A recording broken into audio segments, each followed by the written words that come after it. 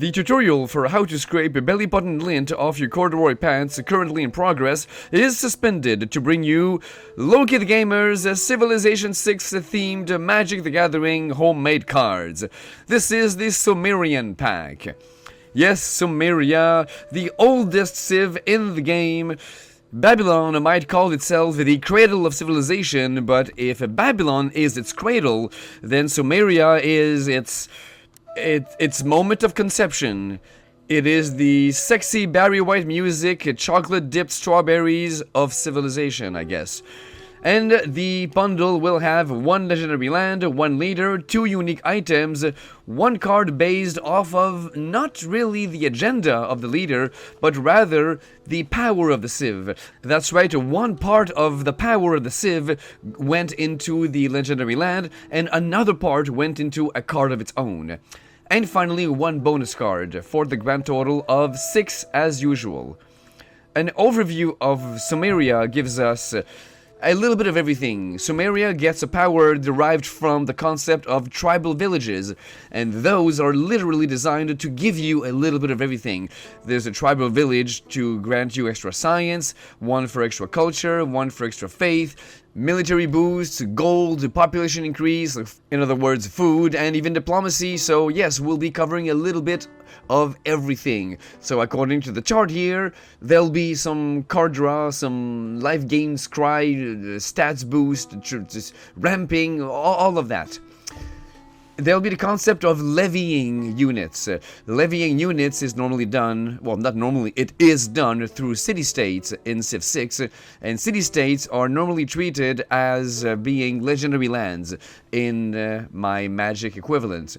Now, there won't be any mention of legendary lands, but the concept of levying armies will be treated as gathering allies. So, indeed, the Sumerian people will have an ally tribal theme. So it's all about the ally creature type. That's right, the good old, I don't know how old, but it's quite old. The old ally creature type. They actually had quite a good run, these allies, only in, I don't know, 2 or 3 sets, but enough to actually make a very stupidly powerful deck. I have an ally 5-color deck with the general, what's her name, Tazri. And yeah, it's quite madly good and quite a lot of fun. It's all about ETB. It's all about allies entering the battlefield and giving you a cool bonus when an ally enters. So it triggers itself. It triggers all of your older pre-existing allies. The more allies you've got, the more the ETB is just insane. And now Sumeria can join the party. Of course, unlike General or Captain Tazri, you cannot use 5 colors. I gave Sumeria only 2 colors. More on that in a second, so that greatly limits the number of allies that you can use, but I think that you can still run away with a very decent deck, making it ally tribal.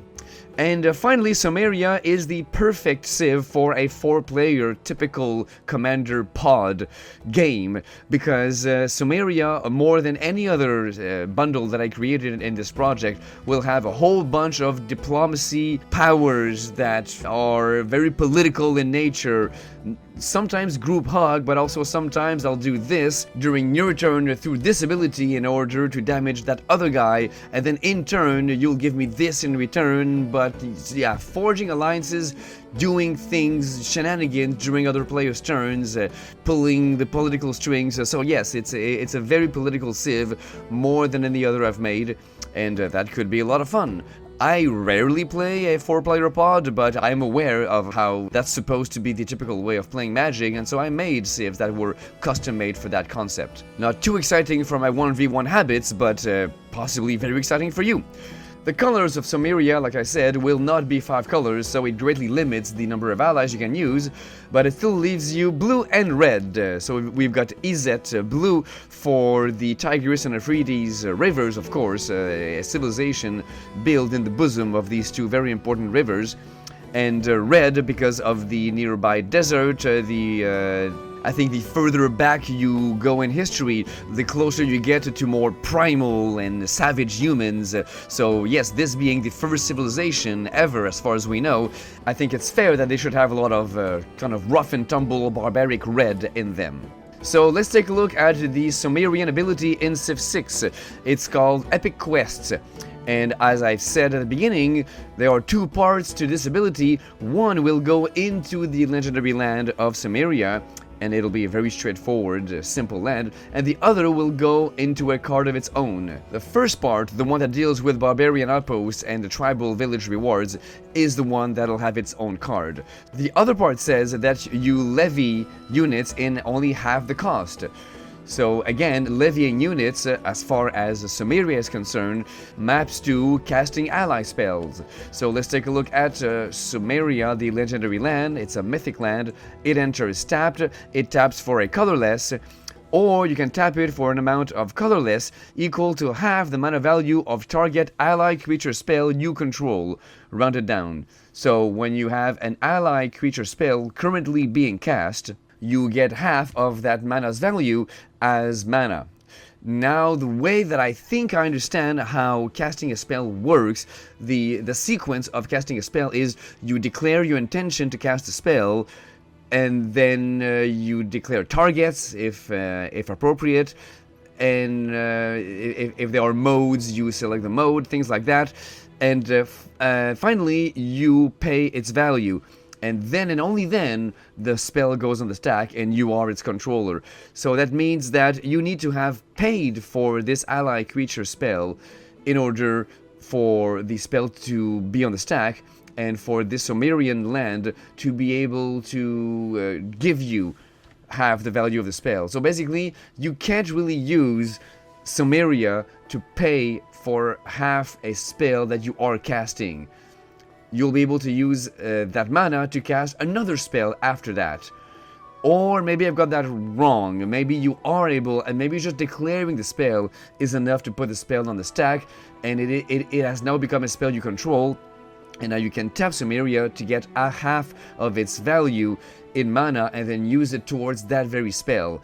Have I lost you? I know I've lost myself. Anyway, the question is, can this land, would a land like that be able to be used to pay for half of a spell that you are casting right now, or would you only be able to use that mana for another spell? Basically, I want to make sure that you don't declare your intention to cast a spell, then you use Sumeria, get half of that spell's mana value, and then use that mana to cast some other spell. And then you go back on your first intention to cast that first spell. You go, oh no, I changed my mind. Oh no, I made a mistake. It turns out I didn't have enough mana or whatever, the conditions aren't right. So I take it back. I didn't want to cast that spell after all. But by then, it's kind of too late. You've already targeted that spell while it was on the stack and used it to get half of its value in mana to cast something else. That sounds like a cheat. I want to make sure that that is not possible. So I think that it's the first proposition. When you declare the spell is being cast, you must pay it, and then you can target it on the stack with this Sumerian land. So you wouldn't be able to use that mana for that spell, you've already paid for it. You would use the mana for something else, conceivably. I think that's how it would work. If it worked the other way, one might believe that you are able to do that shenanigan that sounds greatly illegal. So that's probably the way it goes. Let me know in the comments if I've got this right, and of course if a land like that is too complicated, then maybe it shouldn't exist. Maybe there's a reason why a land like that doesn't exist. So let's move on. Even though I think I created a card that represents the Civ 6 ability very well, I'm not sure that it's a very balanced or legal card, but there's nothing more to say about it for now, so indeed let's move on. The ability of Gilgamesh says, Adventures of Enkidu. When at war with a common foe, they and their allies share pillage rewards and share combat experience gain if within 5 tiles. Their alliance gain alliance point or being at war with common foe. Extra combat strength against unit of players at war with you and your ally. Basically, he has a big hard-on for allies. He loves allies. It's in his best interest to form friendships and allies and make wars together. So I rolled all of that into a big bundle that cared about ally creature type. So indeed, he's very ally tribal, and he himself is an ally, and he is, along with Coupe, the only leader in the game that is not a human, because we don't have any hard evidence that there really was a true Gilgamesh. In history, I thought it best not to make him human. The current theory is that the Epic of Gilgamesh is indeed a very old story that survives to this day, and that epic is possibly based off of a real king that existed. So a real Gilgamesh that may or may not have that name, but yes, it's inspired by a real person. But how closely is that person related to the one in the story, that we don't know exactly. So I made a Gilgamesh of Uruk, a demigod ally warrior. So he himself is an ally, so he feeds his own ally engine, and he costs 5, a red, a blue, and 3 generic. He is 6'4", and Ally of Enkidu says, whenever a creature attacks an opponent, you may tap any number of allies you control. If you do, the attacking creature gains a +X until end of turn, where X is the tapped creature's total power. So there you go. You can use your allies to boost attacking creatures that attack opponents, no matter whose they are. So it could be your own creature, so my creature is attacking yours, and at any time during combat, oh, guess what? I'll tap an ally, boom, boost my attacker. You didn't expect that, or you knew I could do that, but you didn't know I was going to do it on which attacker, things like that, and it works whenever a creature attacks any opponent. Any creature attacks any opponent, so you can sit back during opponent's turns, watch the unfolding combat. You watch one opponent attack another, and you go, guess what? I'll join in. I'll tap an ally, and I'll join the combat. My ally will now boost your attacker in order for you to take more damage, or for your blocker to get totally pummeled. So yeah, you could really play politics with these abilities. I think it could be a lot of fun. How would you play that? Well, you might want to have some untapping abilities, since you need to tap your allies to do that. If you find a way to untap them, then it's as if you get multiple attacks during a single turn. By turn, I mean a turn of the whole table. So I could tap my ally to boost a friendly unit during my turn. Then if I find a way to untap that ally, then when I pass the turn and now it's your turn, that ally is now free to tap itself again to contribute to your combat. If I find a way to untap it again, when the next player takes their turn, my ally is free once again to tap itself to contribute to another combat that you might do. So yes, if I find a way to untap my allies, it's really as if those allies can contribute to everyone's combat during my turn, your turn, your turn, your turn. So that can be pretty annoying or useful. You can make a lot of friends or enemies with that. And of course, when your allies do that, they are safe. They are completely safe. They are simply tapping themselves to boost someone else. Doesn't matter what happens to that someone else. They get hit by a surprise death touch or something like that. The combat doesn't go as planned. Don't care, your ally simply tapped itself. It is not involved actively in the combat. And this is a power matters type of thing, so you want creatures with high power, just like Gilgamesh 6'4", and I did not make him 4'6" for that reason. And I think that in only one single combat-based ability, I managed to roll everything that Gilgamesh says about allies in one neat single package. Oh, and should I mention that goading can totally be a thing here. If your opponents are shy about attacking each other, you can simply start goading them, and then they will have to attack each other, and you throw yourself in there to influence the outcome of the fight in the way that it suits you. So goading can totally be a thing, and playing blue and red, but blue especially, I believe, you have a whole lot of goading abilities easily. And I should say also that since you're all about boosting one attacking creature, well, potentially more than one, but why not boost one single attacking creature? It could be your own. why not Voltron this strategy? So you could truly make a big Voltron deck, give your creature trample, make it unblockable, something like that, and then make all of your allies tap themselves to boost your single attacker. In fact, if you only have one attacker, then use Exalted also. I created a whole bunch of Exalted abilities in this project with other civs. See if any that I've made fit those colors, and that could really work out for a Gilgamesh ability that is, yes, ally tribal, but also relies on gold, relies on Voltron, unblockable, trample, many ways of really using that very well. And now we can move on to the unique unit and the ever-popular war card. It is known as the most powerful early game unit, and therefore I made it a very powerful card, with high stats, but also stats that keep going up and up and up with +1/+1 counters. It gets extra movement if it starts its turn on open terrain, so no hills, and I turned that into the following card. It is an artifact vehicle, costs 4 generic, 4/4, trample, crew of 2, and at the beginning of your upkeep, put a +1/+1 counter on this vehicle unless you untapped it during your untap step. So basically, if you had to untap it during your untap step, that's because you used it last turn, conceivably. And therefore, it did not start your turn on open terrain. So that's how I represent that. If you used it last turn, it's because you sent it to war, you sent it on who knows what type of land, but it was not flat.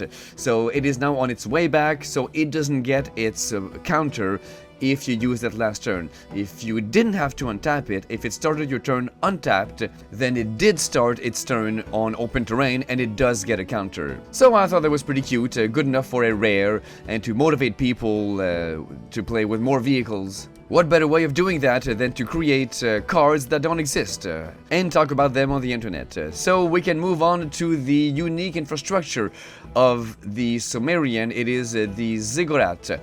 It doesn't do a whole lot mathematically, but that's because it doesn't have to be amazing. You can build it at the very beginning of the game, when your needs are very few. You're happy to get a few bonus points of science and culture. Those can make a big difference early on, so you are generally happy that you can build this at the very beginning, early on. And later in the game, you might think that it's not worth it anymore. Well, you can remove your ziggurats. But early in the game, yes, you will very much appreciate those science and culture boosts. And you get extra boost if you build a ziggurat next to a river. So I did ignore the culture boost, but I did work in the concept of being near a river to create this land aura that gives you an ability that is easier to use if it is on an island. So you get for 3 mana, 1 red, 1 blue, 1 generic, an aura that must enchant a non-mountained land. Yes, indeed, in the game, it must go on flat terrain, and so non-mountain.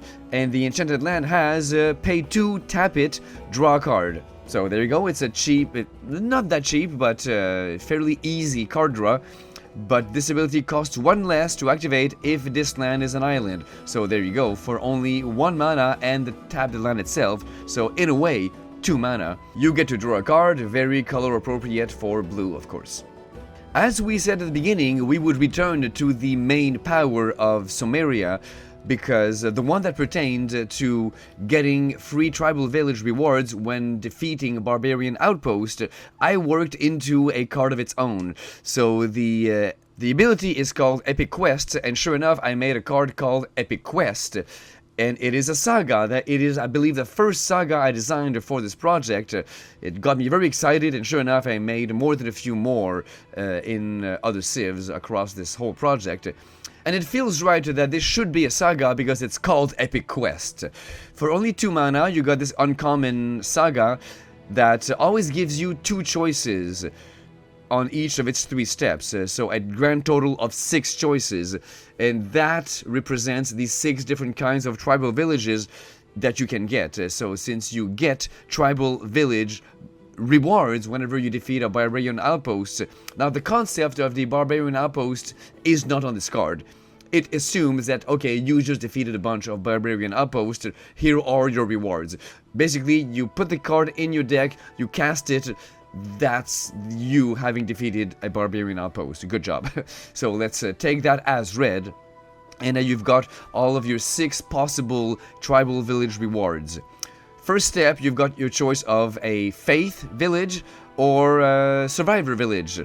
Your Faith Village will scry 3, and your Survivor Village will allow you to create a red 1/1 Survivor ally creature token. That token is quite nice. It triggers your ally's ETB. It's more fodder for your ally strategy, so that is probably the one that you'll choose most times. But that Scry 3 could be very useful if you need to fix your future hands. Then on step 2, you've got a military tribal village reward or a science reward. The military allows you to simply put a +1/+1 counter on target creature, very straightforward, and science is draw a card and then discard. Again, very straightforward. And in step 3, you've got your gold tribal village reward and diplomacy. The gold, as always, means ramping, so you get 2 colorless, and diplomacy is a group hug, all players draw a card. So there you go, pretty straightforward and nice. For 2 mana, I think you get a nice slew of rewards, none of them too outrageously powerful. But I'm especially looking at that free ally on step 1, that is probably very, very good. Normally I made some sagas that really explode on step 3. They don't do very much on step 1 and 2, they're setting up a massive step 3 explosion, almost similar to a Planeswalker's Ultimate. But in this case, I made it, no, you get rewards everywhere, and the best reward might in fact be on step 1. Let me know what you think. And finally, I made a card called Adventures of Enkidu. It is, once again, very ally tribal, but it also uses the concept of shenanigan, political tricks during opponents' turns, things like that.